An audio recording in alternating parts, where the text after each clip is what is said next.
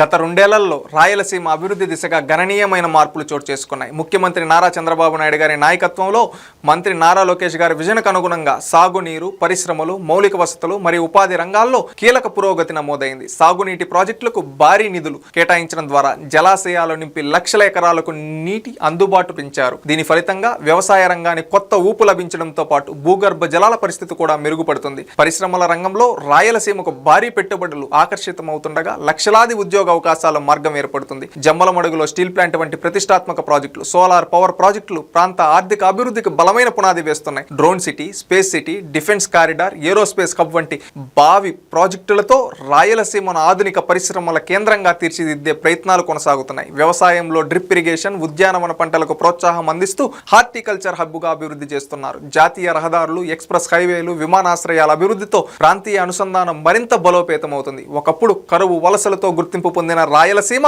నేడు పెట్టుబడులు, పరిశ్రమలు, ఉపాధి అవకాశాల కేంద్రంగా మారుతూ రెండేళ్ల నమ్మకంకు ప్రతీకగా నిలుస్తుంది.